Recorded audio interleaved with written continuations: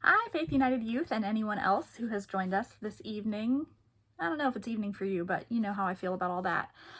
Welcome to our youth video. It is May, and so that means that it is beautiful one day and it is crazy, weird, raining or snowing the next day. So I hope you've all been hanging in there. We are going to be looking at our very last week of First John, which has been really a wonderful book. For me, I've really enjoyed exploring it more. I think I've said before that this has been something that I've not known as well. I've read it several times, but never really dug into it quite like I have with this study. And so it's been really a joy to me.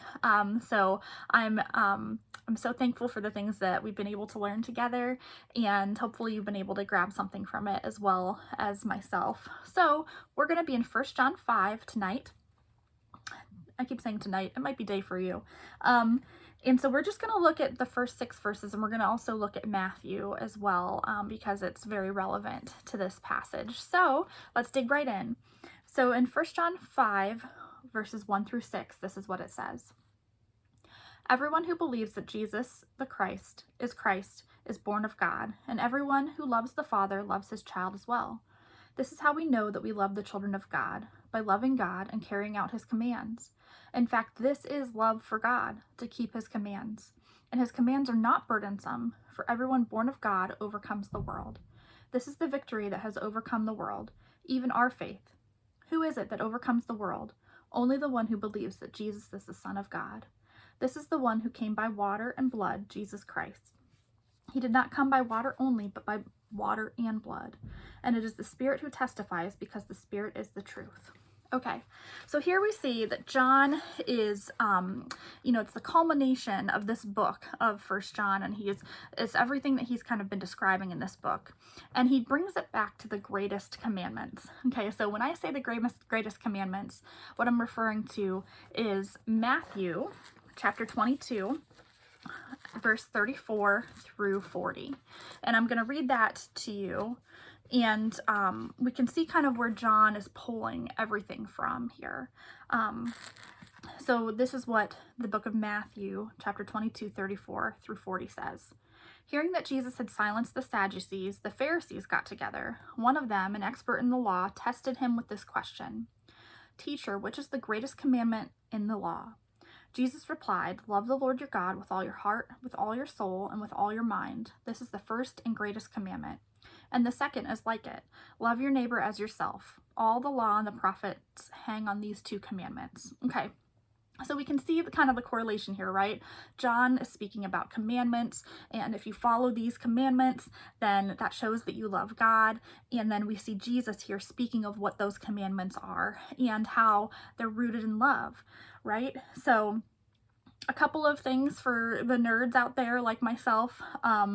Verse 37, love the Lord your God with all your heart, with all your soul, and with all your mind. That goes back to the Old Testament, okay? So this was not a new thing for the Jewish people and for the Pharisees and the Sadducees. This is actually called the Shema. It is a big deal for them. And so then, Jesus goes on to expound on that, and he basically points it all to one thing. So the Jews, I think we are all aware, if you read through the Old Testament or the first 5 books of the Bible, the Torah and the Jewish Bible, as they would call it, there are a lot of commands. If you look at the book of Exodus, not Exodus, Leviticus, it is just, a playbook of do this thing, not this thing, do this thing, not this thing. If you do this, you're blessed. If you do this, you're cursed. If you follow this way, then you're blessed. If you follow this way, you're cursed. If you do these things, then, all will be well with you. And it's kind of just this litany of rule after rule after rule after rule. Many people think the Bible is a litany of rules, okay? But that's not actually the case. And here Jesus is really making a profound statement, okay? So the Jews had all of these rules. They had all of these things that they had to do. And Jesus is bringing it all into purpose. He's bringing it all back to what the actual purpose of it is. I'm a mom. I think all of you know that. And with my kids, I've really tried to make it a point to, when I tell my kids something to do from the time they were very little, I always try to say the why behind it.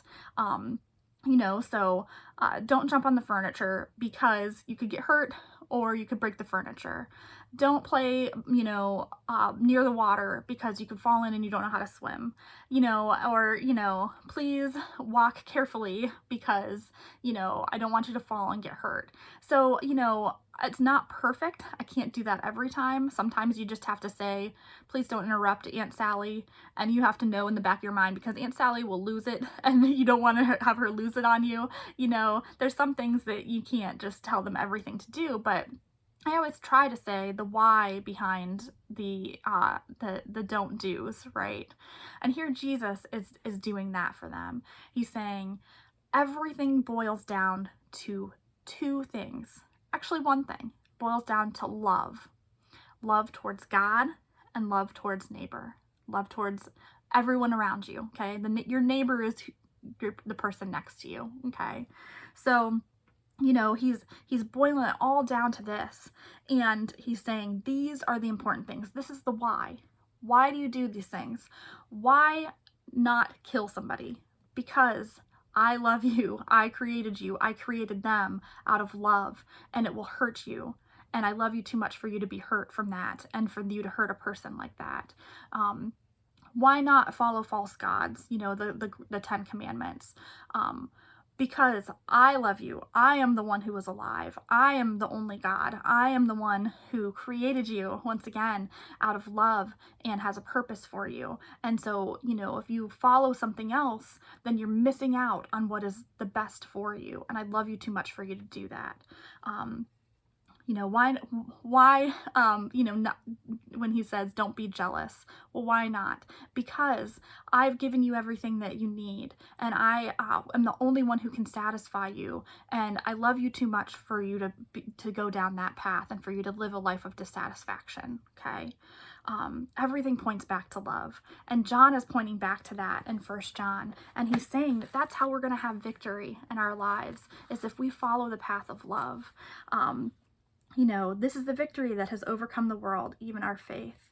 Who is it that overcomes the world? Only the one who believes in Jesus is the Son of God. Okay, so he's saying, this very important thing. It's through Jesus. It's through his love. And that is how we have the victory in our lives. So I hope that this was a blessing to you. I hope that this week you can go out in victory, knowing that you are a child of God. You are loved by God. And the things that he has set before you are great. So thanks again for watching, and God bless, guys.